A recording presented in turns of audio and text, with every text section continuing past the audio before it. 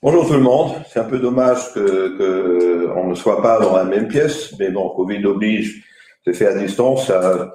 Je verrai donc vos réactions dans le chat. J'aurais préféré qu'on se voit en personne, mais je pense d'ici un an ou deux, on pourra remettre ça. Allez.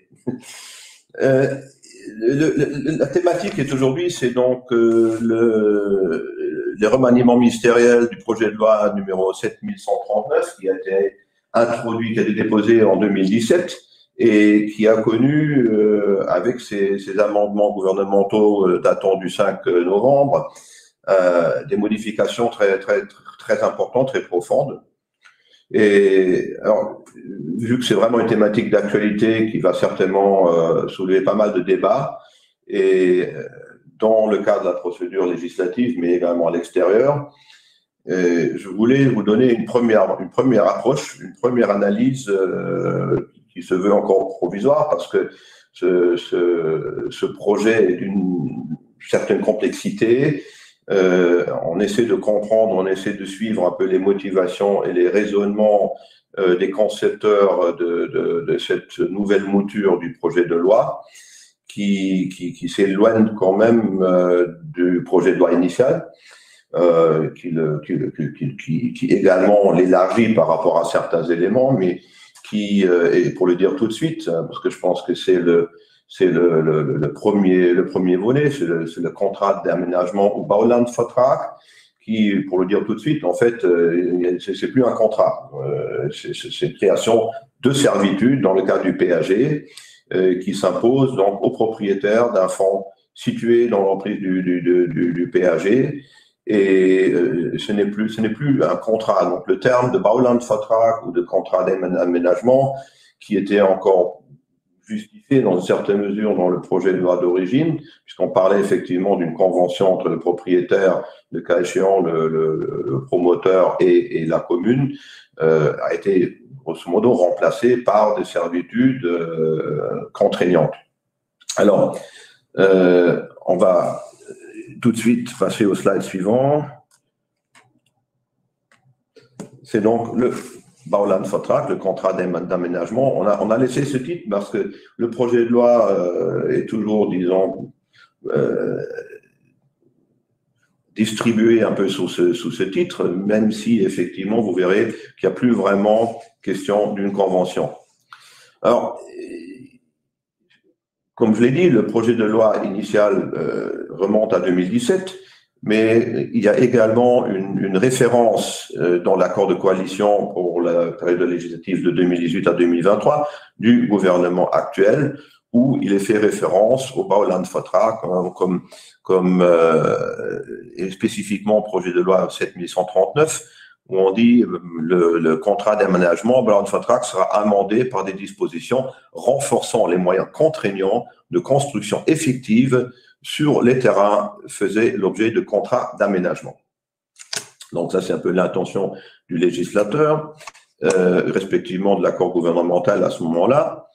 Et alors, les objectifs sont très clairs, ils sont très simples. C'est de mobiliser des terrains pour la construction de logements. Donc, on revient toujours dans cette situation politique tendue au niveau du marché de l'immobilier du logement.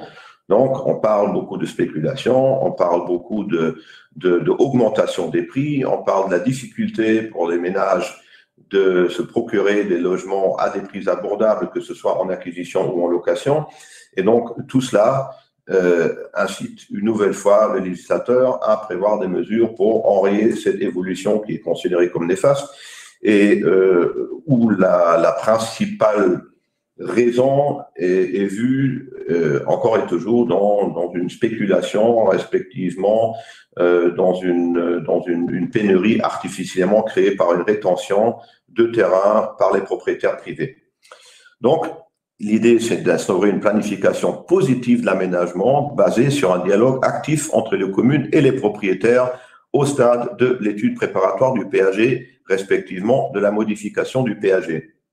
Et là, on peut tout de suite peut-être enclencher en disant, alors ce dialogue actif entre les communes et les propriétaires, si vous regardez le projet de loi, nouvelle mouture, dans le projet d'aménagement général, et il y a donc l'étude préparatoire sur laquelle il se base, et il y a un quatrième pilier qui est rajouté.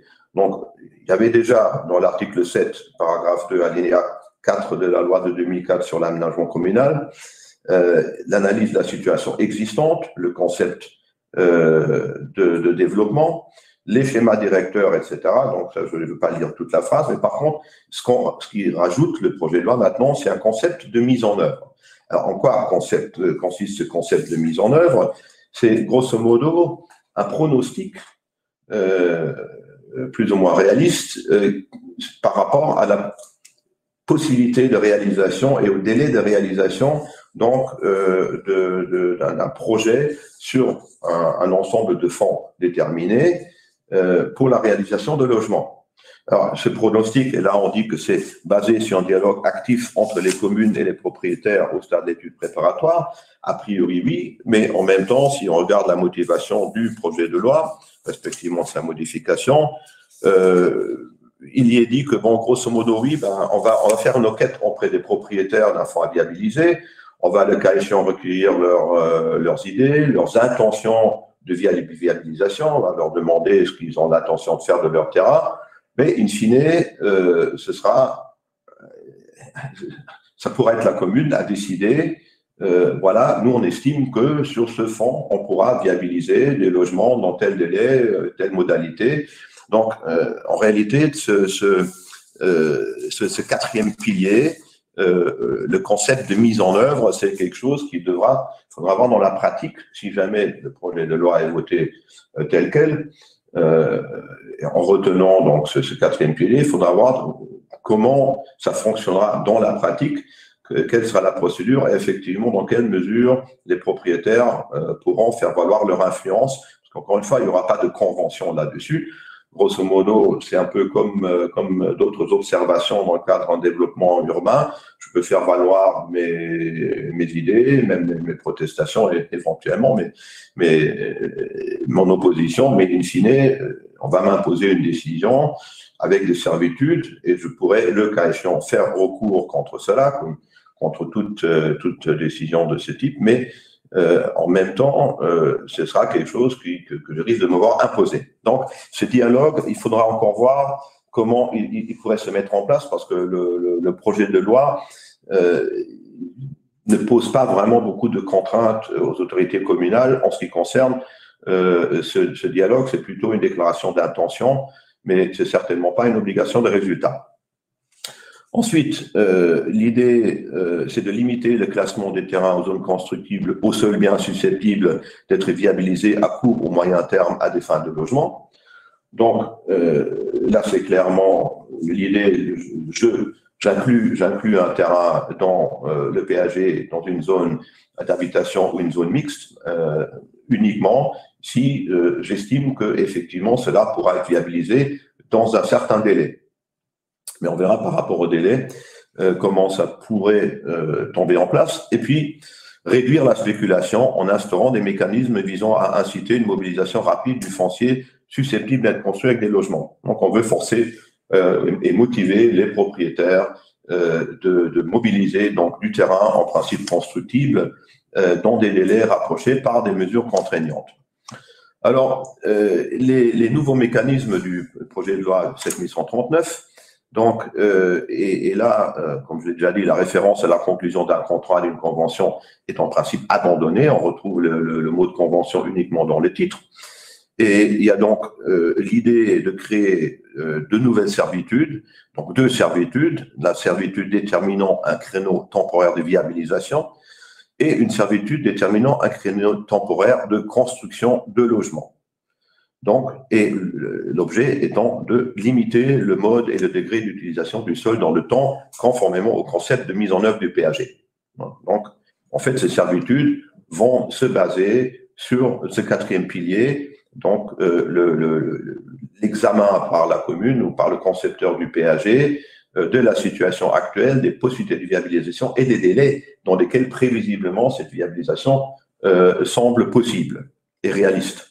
Et sur ces bases-là, on va inclure donc dans le PAG, et l'idée de base, on est en phase de refonte d'un PAG, ça c'est l'idée de base, même si on peut se poser la question, est-ce que ce sera limité à ça? Je lis le texte pour l'instant, je ne lis pas comme ça, je pense que ça s'appliquera le cas échéant également à des modifications du PAG, mais pour l'instant, disons, la première approche, c'est de penser à la situation, il y a une commune qui fait la refonte de son PAG. Alors, il y a ces servitudes, la première servitude étant dans ce créneau ou la servitude temporaire de viabilisation. Ça veut dire quoi? Ça veut dire que dans le PAG, si j'inclus donc des fonds auparavant non dédiés au logement en zone d'habitation, donc je classe en zone d'habitation ou une zone mixte soumise à un PAP nouveau quartier, à ce moment-là, obligatoirement, il y aura une servitude temporaire de viabilisation. Donc, ça voudra dire que je dois viabiliser ce terrain dans un délai déterminé dans le PAG. Alors, quel est ce délai? Le projet de loi, a priori, il prévoit, on verra encore un peu plus en bas dans le slide, a priori, il est de 12 ans. Alors, qu'est-ce qu'il implique? C'est que je dois entamer, dans ce délai de 12 ans, les travaux de viabilisation tels que prévus dans le projet d'exécution du PAP Nouveau Quartier. Donc, dans ce délai, je dois donc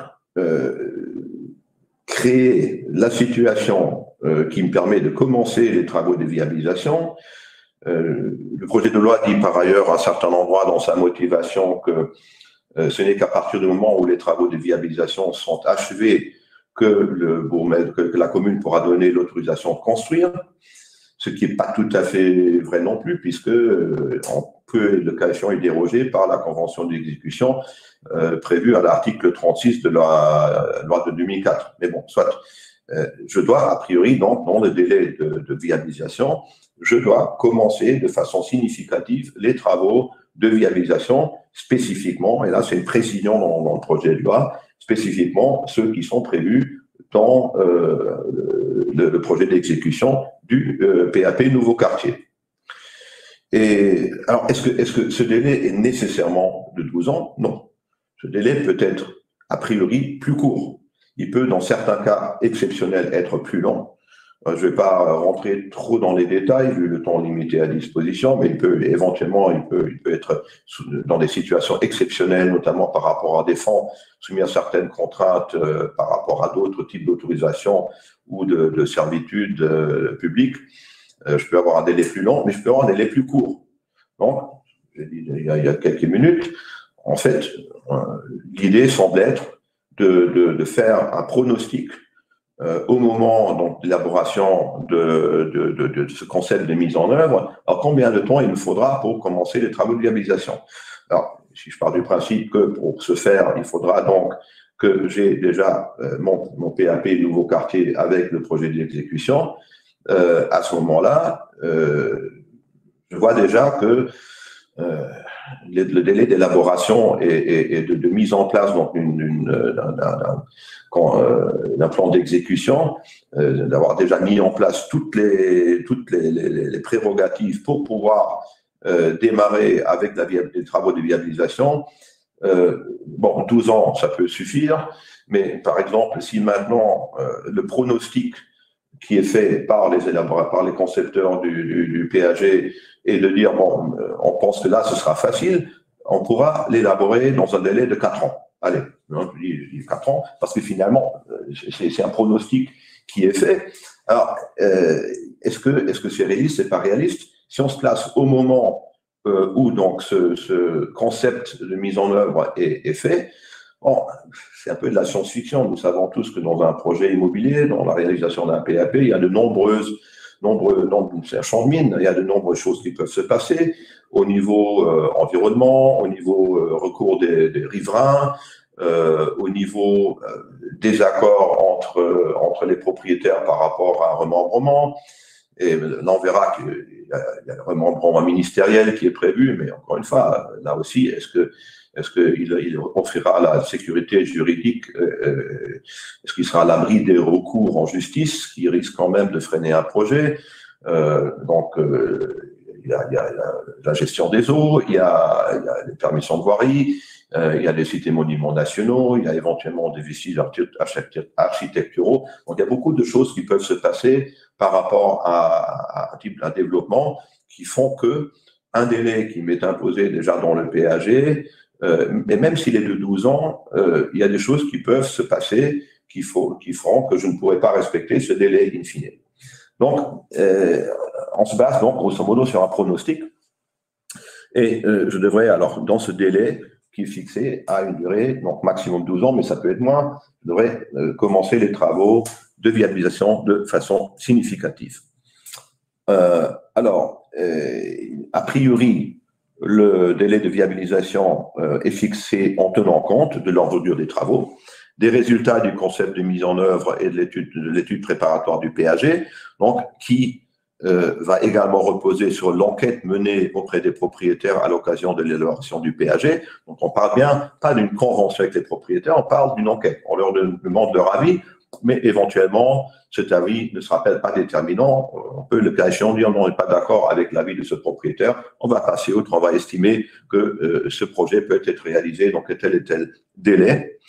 Il y a des contraintes en matière de capacité des équipements collectifs et publics, l'infrastructure générale de la commune, des contraintes en matière de protection de l'environnement et du patrimoine. Donc c'est clair, si je dois faire des évaluations environnementales par rapport à des espèces animales présentes sur le site, par exemple, ça va rallonger le temps d'élaboration du projet parce que donc certains screenings vont s'étendre sur une voire plusieurs années. Et donc, les risques naturels susceptibles d'impacter la réalisation du projet, c'est-à-dire la difficulté éventuellement du terrain.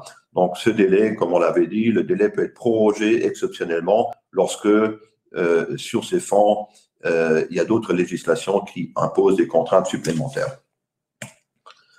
Alors, qu'est-ce qui se passe si on dépasse ce délai? Alors, peut-être pour revenir en arrière, je ne l'ai pas encore dit, ces servitudes sont de plein droit, elles sont obligatoires, donc elles doivent obligatoirement être incluses dans le PAG en cas de reclassement de fonds non dédiés aux logements en zone d'habitation ou zones mixtes soumises à PAP nouveau quartier. Elle est facultative pour la commune pour d'autres fonds. Pour tous les autres terrains, s'ils sont zone d'habitation ou zone mixte soumis à PAP nouveau quartier, donc y compris dans les communes qui ont déjà réalisé la refonte du PAG.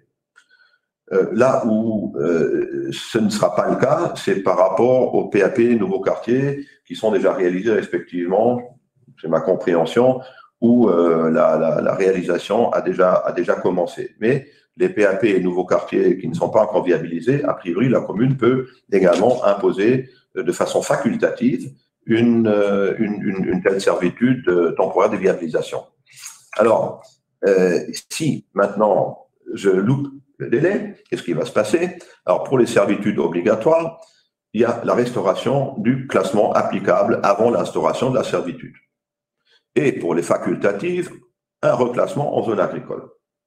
Alors, c'est intéressant comme approche, surtout par rapport au reclassement des servitudes facultatives.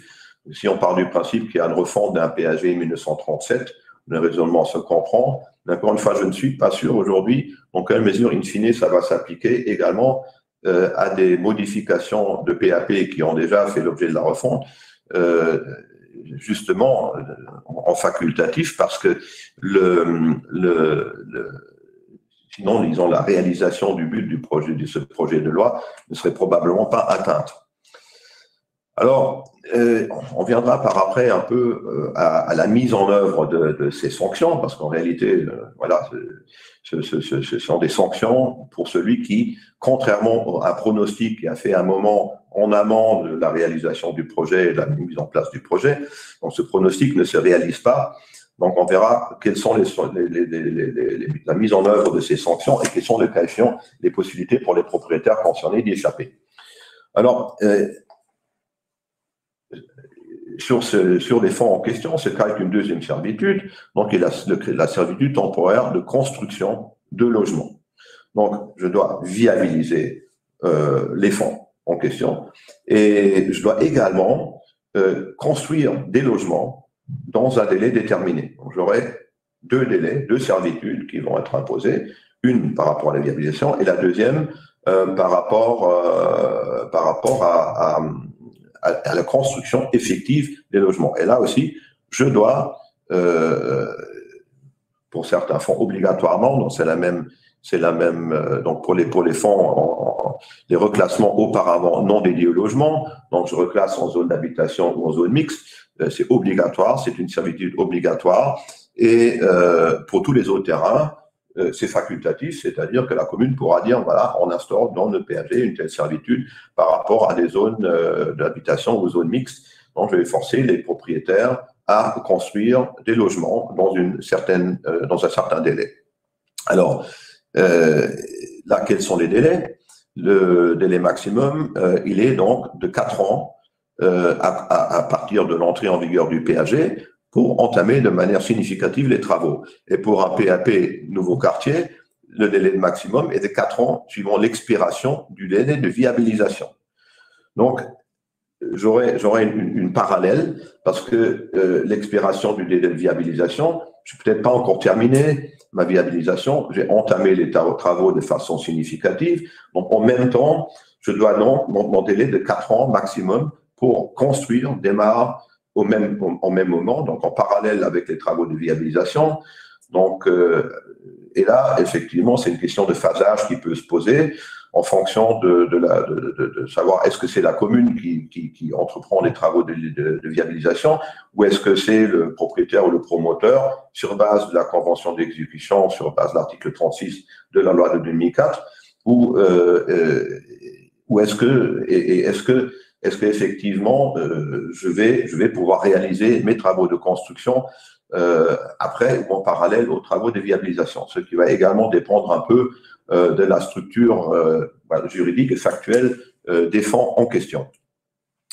Donc, encore une fois, le projet de loi prévoit que ce délai de construction est fixé en tenant compte de l'envergure des travaux, des résultats du concept de mise en œuvre d'études préparatoires du PAG. Donc, on trouve un peu les mêmes critères que par rapport à la licence, à la servitude temporaire de viabilisation, de l'enquête menée auprès des propriétaires, des contraintes en matière de capacité des équipements publics, des contraintes en matière de protection environnementale du patrimoine, des risques naturels susceptibles d'impacter la réalisation du projet et le délai peut éventuellement être prorogé lorsque les fonds sur lesquels portent les servitudes sont également soumis à d'autres législations qui imposent des contraintes supplémentaires. Voilà. Donc, si c'est particulièrement compliqué, on peut éventuellement prévoir un délai plus long, sachant que toujours, encore une fois, on se base sur un pronostic, qui n'est pas toujours facile à faire en matière de développement immobilier, mais on se base sur un pronostic. Donc, on dit, sur base de ce qu'on sait aujourd'hui et de ce qu'on pense, voilà, ce projet de construction peut être entamé dans un délai de 2, 3, 4 ans à partir de la fin du délai de viabilisation. Alors, là aussi, il y a des sanctions. Donc, si je ne construis pas les logements, si on n'entame pas de façon significative la construction, et là encore, le projet de loi fait référence à la jurisprudence administrative luxembourgeoise qui a défini dans certaines décisions qu'est-ce qu'il y a à comprendre comme début significatif des travaux de construction ou de viabilisation.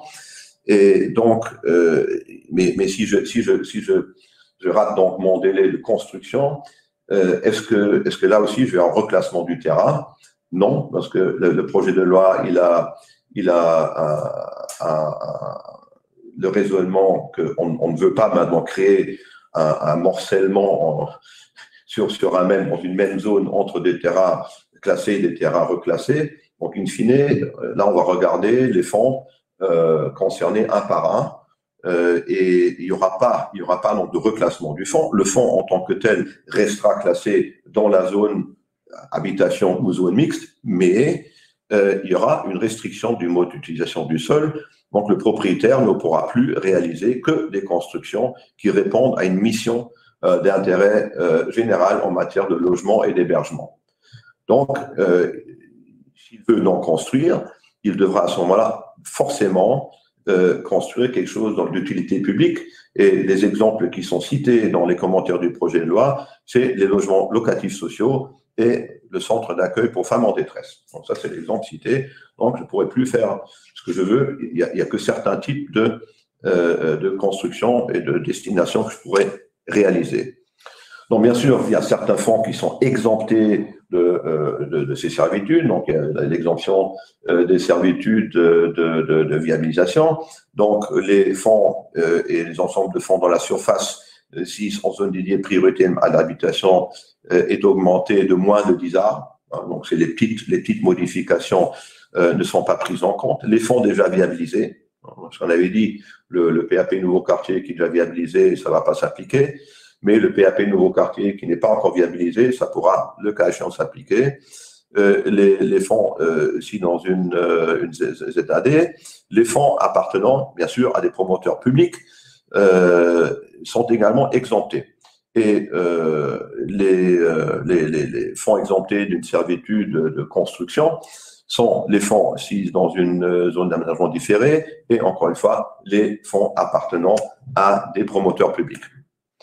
Alors, ici, c'est un schéma qui est sorti, donc une présentation que le gouvernement a fait la semaine dernière par rapport donc, à cette nouvelle mouture du projet de loi 7139.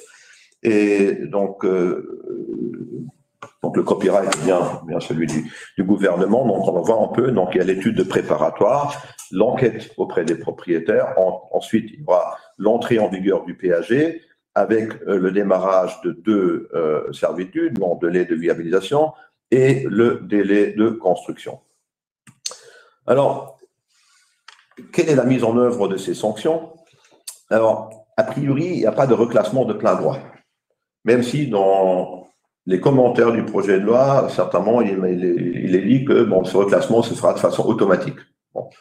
C'est à un autre endroit, effectivement, il est dit qu'il ne se fait pas de plein droit, qu'en fait, il y a une procédure de vérification. Alors, est-ce qu'on va vérifier à ce moment-là si ce projet a été retardé pour des raisons extrinsèques, pour des raisons non imputables aux propriétaires ou aux promoteurs, des conditions de marché? Est-ce que j'ai pas commencé la construction parce que, par exemple, les conditions de marché ont fait que mon financement, je trouve pas de financement pour mon projet parce que les banques, non, il n'y a pas l'état du marché actuel ne permet pas vraiment de voir la viabilité économique du projet.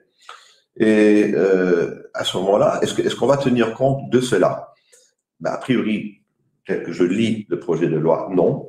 Et même au niveau maintenant du concept de mise en œuvre, des éléments purement financiers ne semblent pas être pris en compte. Il n'y a que vraiment, et ça c'est le commentaire également dans le commentaire du projet de loi, qu'on tient que compte de la situation du fonds. On ne tient pas du tout compte de la situation du propriétaire ou du marché ou d'éléments d'ordre financier, de rentabilité, etc. C'est uniquement la situation du fonds, la constructibilité théoriquement prévisible au moment de l'élaboration de ce concept. Donc, on comprend bien que ça revêt un certain nombre d'aléas et de risques qui justement ne sont pas pris en compte dans le cadre donc de ce concept de mise en œuvre. Alors, mais comment est-ce que effectivement, si ce n'est pas un reclassement de plein droit, alors comment est-ce que ce reclassement s'opère? Alors en fait, c'est presque un reclassement de plein droit puisqu'on ne tient pas compte d'autres éléments. C'est simplement le bourgmestre doit vérifier le jour de l'écoulement du délai de viabilisation. Est-ce que le délai est écoulé? Est-ce que le délai est écoulé? Oui. Bon, je regarde dans mon calendrier. Est-ce que les travaux de viabilisation respectant construction ont été entamés de façon significative? Donc, on va regarder sur place et le bourgmestre va établir un constat. Ensuite, il va informer le ministre. Il va informer, ça c'est dans le projet de loi, il est marqué, il va informer dans la mesure du possible les propriétaires et le bénéficiaire de l'autorisation de construire, si c'est quelqu'un d'autre, par exemple le promoteur, qui n'est pas le propriétaire. Donc, dans la mesure du possible, on va également informer les autres, mais surtout, on va informer les ministres Et ensuite, les personnes qui ont reçu communication, ils auront un délai de 30 jours pour communiquer au ministre des observations et objections. Question qui va se poser, alors dans la mesure du possible, quid de ceux qui n'ont pas été touchés? Est-ce que ce délai courra quand même vis-à-vis d'eux? Est-ce qu'il y a un affichage public? C'est pas clair. Ensuite, il y a la décision du ministre d'approuver ou de refuser d'approuver le constat du bourgmestre et la transmission de la décision ministérielle au bourgmestre. Ensuite, le bourgmestre, dans un délai d'1 mois, il va transmettre au ministre une nouvelle version du PAG qui tient compte de ce reclassement, donc c'est de cette marche arrière. Donc, un mois, donc c'est une procédure quand même relativement sportive. Hein. La commune devra à ce moment-là refaire une nouvelle version du PAG. Et si jamais il y a une contradiction entre ce PAG mis à jour et le PAG en vigueur avant, donc le reclassement initial en zone d'habitation, en zone mixte des fonds en pression, à ce moment-là, cet ancien PAG, il prévaut. Bon, à voir. Hein, donc c'est intéressant. Mais alors pendant cette procédure, bien entendu, il y a ce que les Allemands appellent une Veränderungssperre, donc pendant cette procédure, il y a interdiction de faire des travaux qui ne sont pas conformes au reclassement INSPE, donc c'est-à-dire on retombe dans l'ancien classement respectif en terrain agricole et entre-temps, on n'a pas le droit de faire quoi que ce soit qui ne serait pas conforme à ce reclassement à venir. Et donc, une fois que ce reclassement marche arrière est fait, il y a une période de blocage de 6 ans à partir donc de l'entrée en vigueur du PAG, mise à jour suite à cette sanction. Donc pendant 6 ans, je ne pourrais pas revenir et essayer de refaire à nouveau un reclassement des mêmes fonds. Alors, la mise en œuvre de ces sanctions, il y a aussi certaines possibilités d'y échapper. Alors, il y a une suspension de plein droit des délais pour une durée maximale de 4 années en cas de remembrement ministériel. Donc, des accords entre les propriétaires dans l'emprise d'un PAP. Donc, le remembrement ministériel que nous verrons dans quelques instants, il a comme but d'aplanir ces difficultés en forçant les propriétaires d'accepter un échange de terrain avec ou sans soute.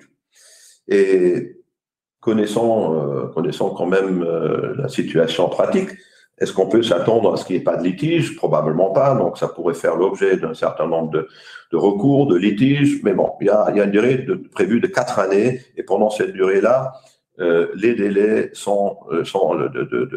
des servitudes sont suspendus de plein droit. C'est déjà bien. Est-ce que les 4 ans vont suffire en tout état de cause? Autre question. Mais bon, pour l'instant, c'est ce qui est prévu. Alors, il y a une suspension en cas de modification ou de modification ponctuelle du PAG concernant les logements visés. Donc, si, effectivement, il y a pour une raison ou pour une autre procédure qui vise à modifier le PAG par rapport à ces fonds. Il y a une possibilité de modification des délais par une révision du PAG en cas de force majeure ou de dépassement non imputable au propriétaire. Alors, mais ce que j'ai dit il y a quelques instants, moi je lis ce texte comme ces éléments-là ne joueront pas au moment du constat du bourgmestre, le bourgmestre constatant tout simplement est-ce que les travaux ont été entamés ou pas, via des viabilisations ou de logement, mais il ne va pas vérifier est-ce qu'il y a des causes exonératoire. Donc, et ça c'est peut-être une des faiblesses majeures du texte, c'est que, si ma lecture est correcte, on verra ça plus tard lorsqu'on aura les commentaires des autres intervenants, comme la Chambre de commerce, les artisans et également le Conseil d'État. Mais, donc, a priori, si je veux qu'on tienne compte d'éléments de force majeure, respectivement, qui ne sont pas imputables aux propriétaires, respectivement aux promoteurs, il faudra, d'après ma compréhension, s'y prendre suffisamment en amont pour pouvoir modifier les délais tels qu'ils sont inscrits dans le PAG. Donc, il faudra modifier le PAG. Il faudra modifier la partie écrite du PAG pour inclure donc de nouveaux délais qui seront à ce moment-là prorogés. Il y a une prorogation des délais, mais encore une fois, ce ne sera pas faisable vraiment au moment du constat. Parce que si au moment du constat, ces délais n'ont pas encore été prorogés, je ne vois pas dans le texte une idée de prorogation, entre guillemets, rétroactive. Donc, le constat, il vaudra. Et puis, les causes exonératoires ne seront prises en compte qu'à partir du moment que je m'y prends suffisamment en amont pour modifier le délai dans le PAG. Donc, il y a une autre exception, bien sûr, pas de reclassement si au jour où s'opère le reclassement des fonds concernés appartiennent ou sont donnés en emphytéose ou en droit de superficie à l'État, à une commune, à un syndicat de communes, à un établissement public ou un promoteur public. Donc, si je constate que je suis en train d'aller dans le mur avec mes délais, j'ai toujours la possibilité de vendre à un acteur public qui, lui, ne sera pas soumis à ces mêmes délais et qui, en général, bon, c'est une réalité que les acteurs publics mettent en général plus longtemps à réaliser un projet que les acteurs privés. Et donc, à ce moment-là, l'acteur public sera affranchi donc, des délais de réalisation ou, disons, d'entamer ses travaux, des servitudes. Il sera affranchi des servitudes qui frappaient auparavant ses fonds. Voilà, ça c'est un peu la question du Baulandvertrag, hein, si on veut encore l'appeler comme ça.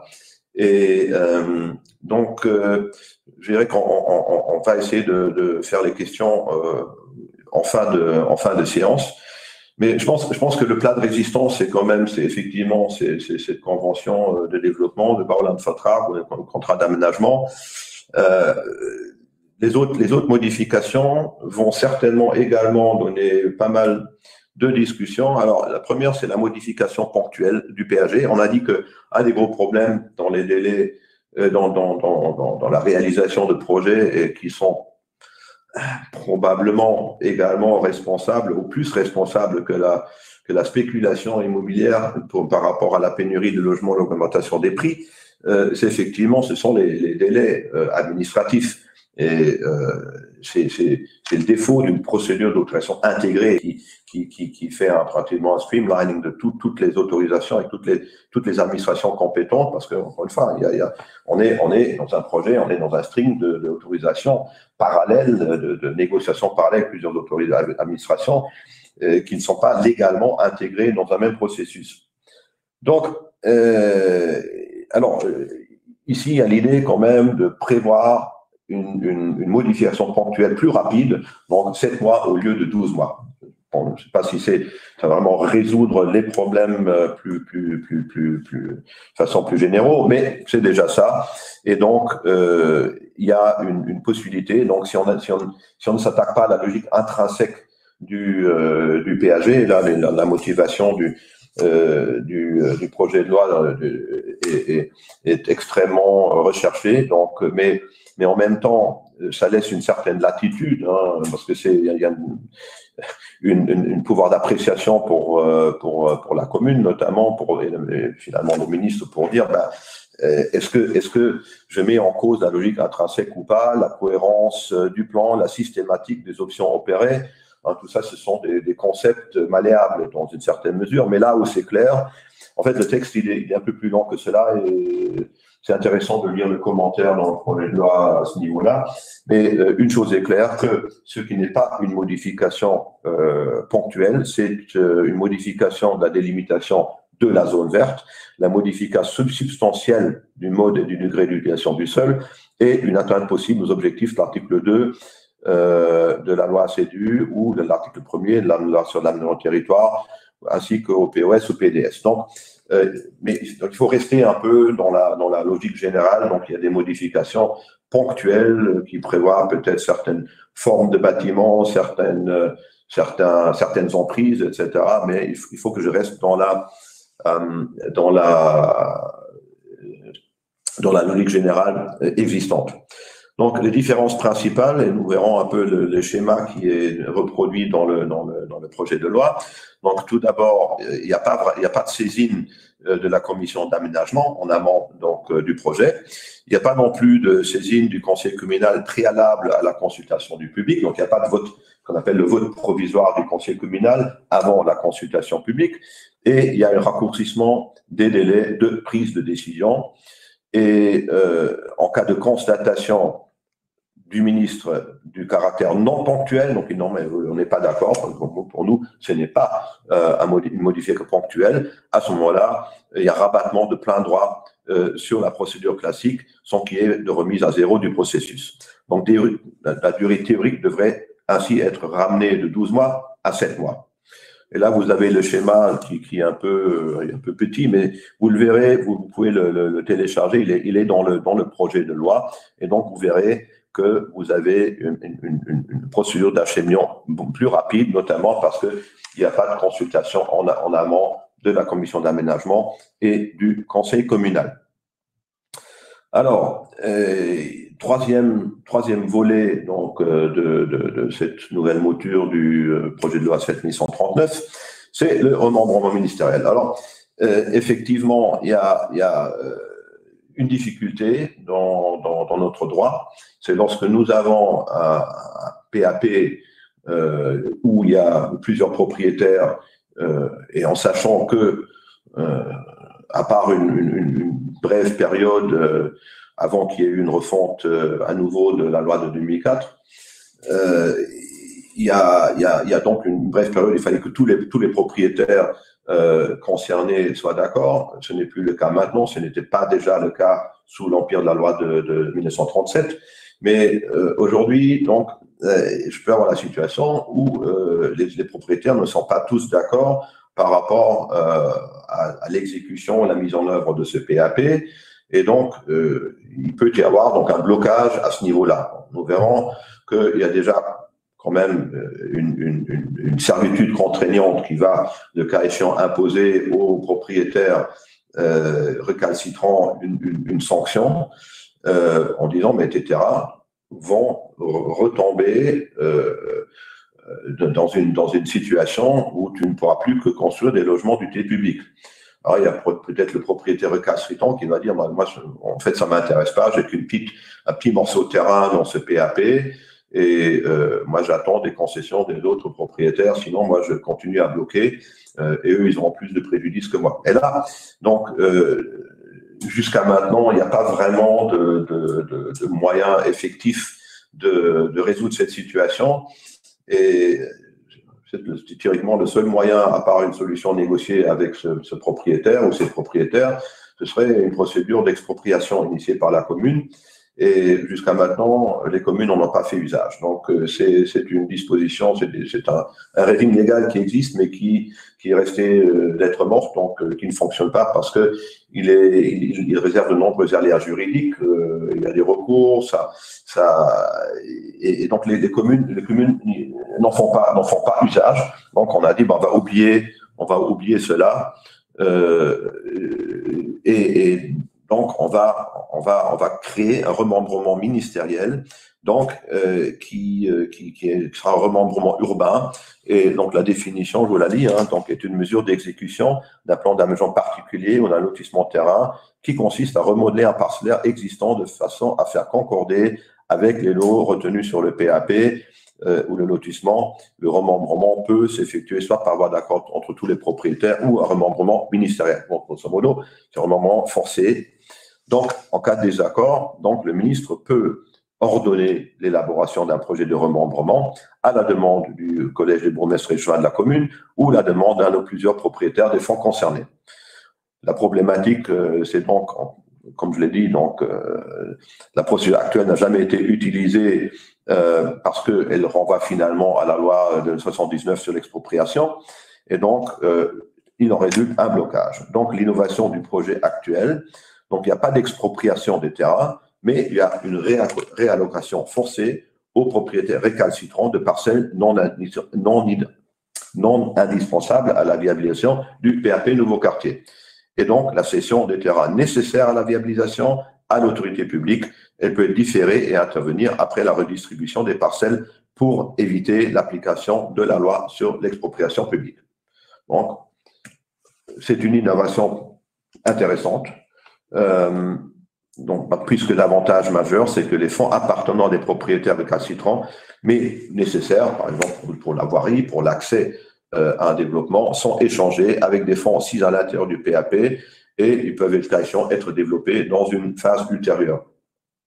Peut-être, pour revenir brièvement, en parlant de phase, au Bauland-Vertrag, donc si jamais un PAP est réalisé en plusieurs phases, les sanctions ne vont que s'appliquer aux phases non encore réalisées, ne vont pas s'appliquer aux phases déjà réalisées, respectivement viabilisées.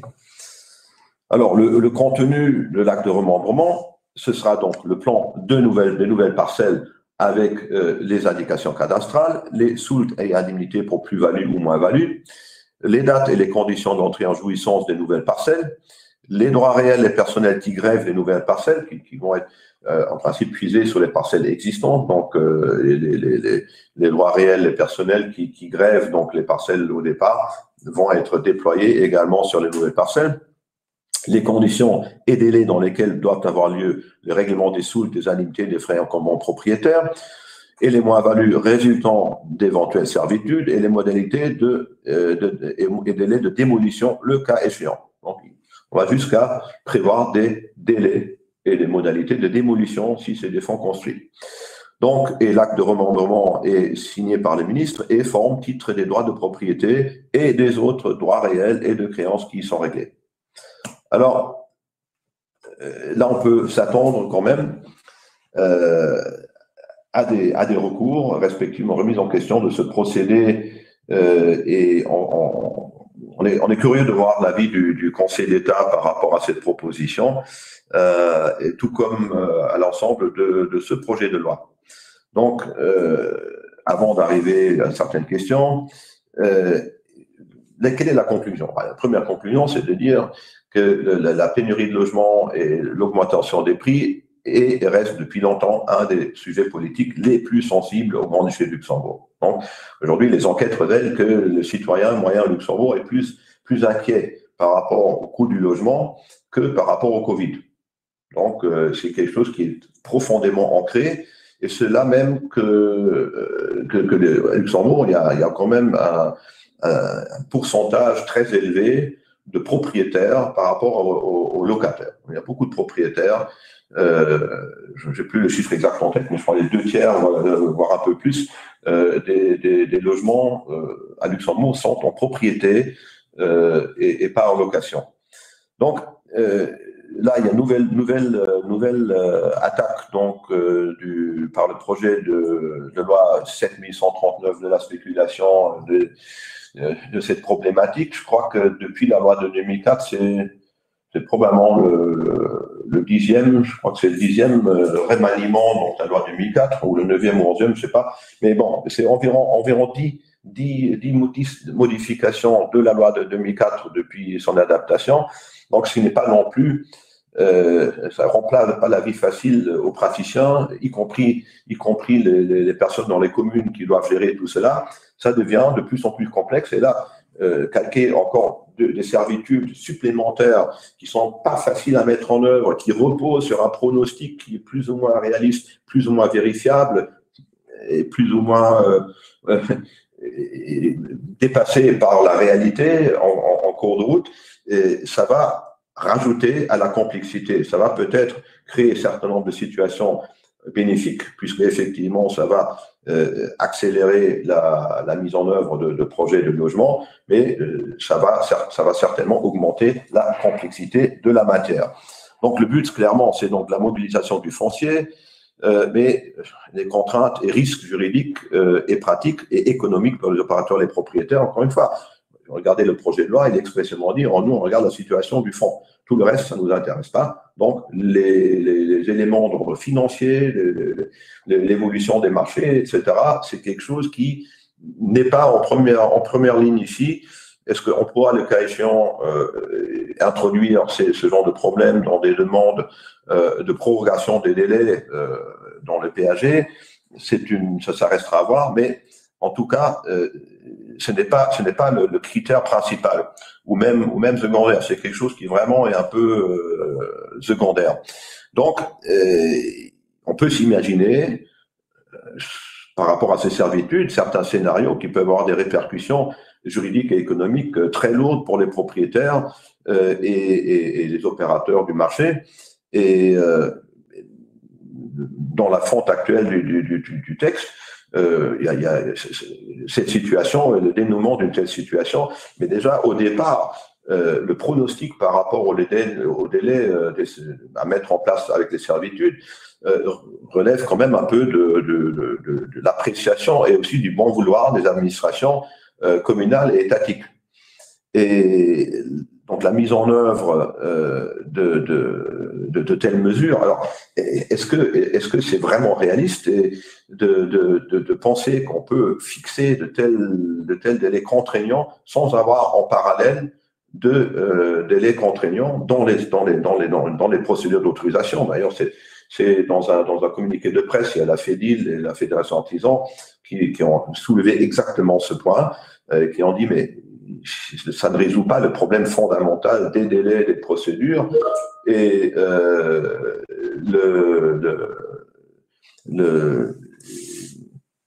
il faudrait vraiment assortir un tel système de délais contraignants également pour les administrations, pour les procédures, sinon ça risque de ne pas fonctionner.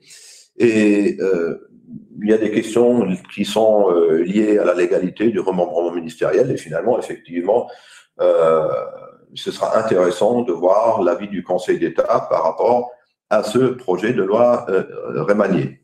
Donc, voilà, nous avons un peu essayé de faire le tour de ce projet de loi. Encore une fois, c'est une première impression. C'est tout frais. Hein.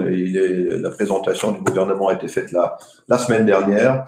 Donc, j'ai peut-être dit l'une ou l'autre bêtise même, hein, mais voilà la première impression par rapport à ce texte qui va certainement encore connaître des évolutions, qui sera, on l'espère, pas voté tel quel, mais qui risque fort d'être voté encore pendant cette législature, donc avant les prochaines élections. Alors, les questions, regardez là-dedans.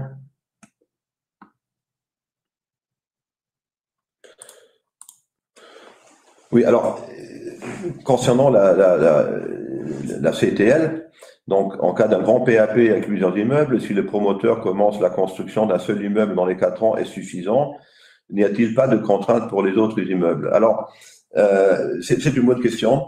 Alors, dans les commentaires du projet de loi, il est fait référence à la construction d'un PAP qui prévoit plusieurs phases et qui dit que s'il y a plusieurs phases, il faut quand même que toutes les phases soient entamées dans le délai prévu dans la servitude. Si il y a certains immeubles qui ne sont pas réalisés dans le délai de la servitude, à ce moment-là, il y a que les fonds des phases qui n'ont pas été entamées dans les délais de la servitude, qui sont reclassés respectivement, qui tombent dans cette limitation de la destination que nous avons vue, et pas ceux qui ont été entamés. Alors, le reste, c'est la question à partir de quel moment j'ai commencé une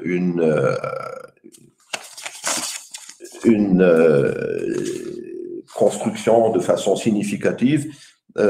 Et là, on renvoie à la jurisprudence administrative luxembourgeoise qui fixe des critères un peu malléables encore une fois, mais donc, a priori, je dois commencer la construction de l'intégralité. Donc, si j'ai plusieurs phases, toutes les phases doivent être commencées dans le délai de la servitude. Alors, une question, c'est-à-dire quid des chemins syndicaux? Alors, je ne suis pas sûr quelle est cette question. Donc, les délais syndicaux, les chemins syndicaux. Je ne vois pas trop. Je vois pas trop quoi cette question faire. Peut-être tu peux la préciser. Alors, une autre question, est-ce qu'il y a un délai pour une mobilisation rapide du foncier? Oui, à partir du moment, justement, c'est ce qu'on a vu, il y a 2 délais qui sont mis en place dans le PAG. et un premier délai qui est donc le délai de viabilisation. Donc c'est ça qui fait que la mobilisation rapide du foncier est fortement conseillée, entre guillemets. Encore une fois, ça n'oblige pas le propriétaire de viabiliser le fonds, mais s'il ne le fait pas, le fonds va retomber ipso facto dans une classification antérieure respectivement en agricole. Donc, ce n'est pas nécessairement ce que le propriétaire va vouloir. Donc, ça va forcer même les propriétaires qui n'ont pas d'intention de viabilisation ou de construction, ça va les forcer à réfléchir dessus. Parce que si on s'imagine la situation de quelqu'un, la commune pose la question à plusieurs propriétaires dans le cadre d'un ensemble de fonds qui peuvent être viabilisés. Quelles sont vos intentions? Et la personne lui dit, écoutez, moi j'ai hérité de ce terrain de mes grands-parents et de mes parents, donc pour l'instant j'ai aucune intention du tout, je n'ai rien prévu de particulier. Bon, il peut quand même se retrouver dans une situation où son terrain va être reclassé ensemble avec d'autres terrains et va être assujetti donc à ses servitudes. Et à ce moment-là, il va être forcé à réfléchir. Qu'est-ce que je vais faire? Est-ce que je vais participer à un projet de construction ou est-ce que je vais être forcé de céder mon terrain à un promoteur privé ou public? Parce que c'est ça, in fine, qui va arriver hein, si ce projet de loi est voté. Donc, il y a les propriétaires des fonds concernés qui vont être devant ce choix.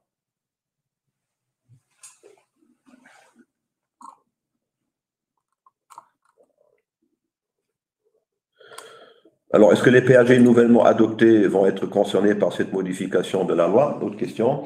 Ben oui, a priori, oui, ça peut déjà au niveau des servitudes qui peuvent être imposées de façon facultative, ça peut être imposé pour tous les terrains, habitation ou en zone mixte, déjà dans les PAG,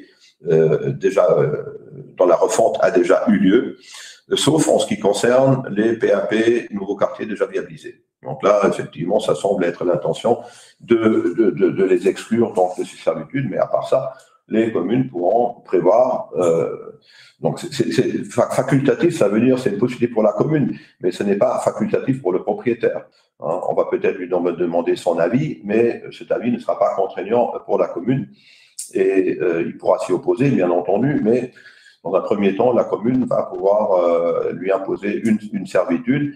Et encore une fois, même si au départ, l'idée semble être, voilà, ça va s'appliquer en cas de refonte du PAG, a priori, ça devrait également pouvoir appliquer la loi en cas de modification d'un PAG existant, même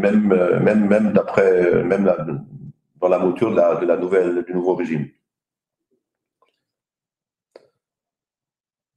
Alors, il y a une autre question. Est-ce que la procédure de modification ponctuelle non écourtée existe toujours, c'est-à-dire pour les modifications substantielles ou qui changeraient l'affectation des sols? Oui, tout à fait. Donc, la MOPO abrégée vient en plus et pas en remplacement des procédures existantes. Hein. Et comme on l'a dit, si jamais maintenant le ministre estime que la procédure entamée par la commune par rapport à une modification ponctuelle abrégée n'est en réalité pas une modification ponctuelle, mais une modification plus fondamentale, à ce moment-là, c'est le procédé normal de modification du PAG qui va s'appliquer.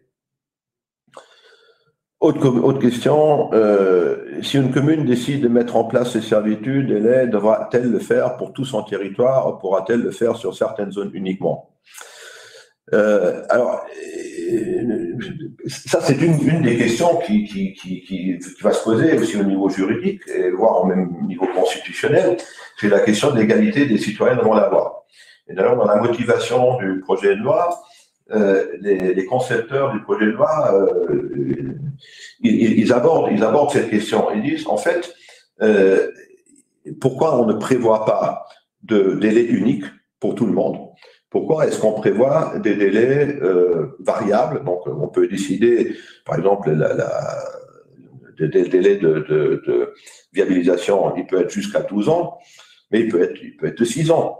Et ils disent, voilà pourquoi est-ce qu'on peut avoir des situations où pour un terrain, ça va être 3 années, pour l'autre, ça va être 6 années, par exemple. Ils disent, voilà, parce que justement, pour tenir compte de l'égalité des gens, pour les mettre à pied d'égalité, il faudra égaliser, grosso modo, les différences dans les situations des fonds en question.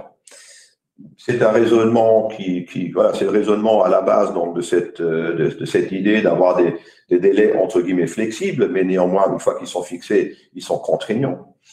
Et est-ce que vraiment cela crée une égalité devant la loi?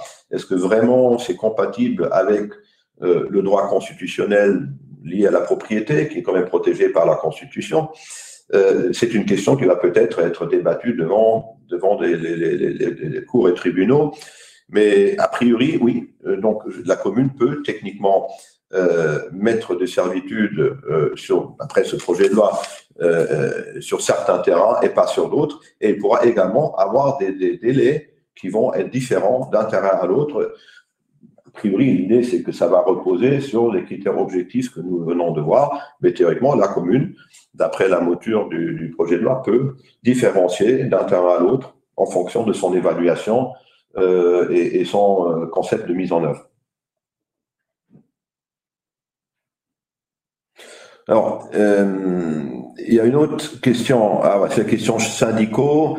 Donc, on constate qu'il y a des problématiques relatives aux chemins syndicaux actuellement, comme étant des chemins souvent oubliés dont les propriétaires sont parfois très nombreux et parfois très difficilement trouvables.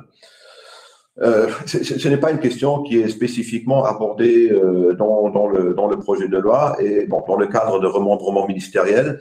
Cette question peut éventuellement connaître une certaine facilitation. Néanmoins, le problème peut rester un entier par rapport à des parcelles ou des chemins dont les propriétaires ne peuvent pas être trouvés et où il n'y a pas peut-être encore de prescriptions acquisitives. Donc là, la situation, à part le fait que maintenant ce remembrement ministériel va peut-être faciliter donc un certain reclassement, dans quelle mesure est-ce qu'il pourra également être effectif vis-à-vis de personnes qui n'ont pas été touchées?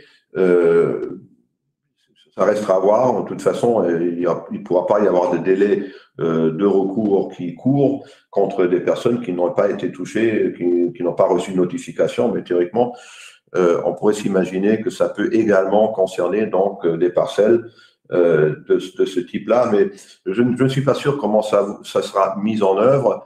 Mais à part, donc, mais le projet de loi ne fait pas référence de façon spécifique à ce genre de situation. Voilà, je pense qu'on a un peu dépassé l'horaire. Donc, je vous remercie de votre attention. J'espère que ce projet de loi ne vous a pas trop choqué. Et bon, de toute façon, il n'est pas encore voté. On va voir dans les prochains mois. On verra donc les commentaires des différents acteurs du processus législatif, notamment la Chambre de commerce et la Fédération des artisans, mais aussi le Civicol, donc il va également émettre un avis, qui avait déjà émis un avis par rapport au projet de loi initial de 2017. Et on verra donc notamment aussi l'avis ou les avis du Conseil d'État. Et donc, moi, je vous propose, je vous inviterai à des mises à jour au moment où cela sera opportun, où on aura de nouveaux éléments par rapport notamment à des prises de position donc des acteurs dans le processus législatif. Donc, je vous remercie de votre attention et je vous souhaite une excellente journée. À bientôt.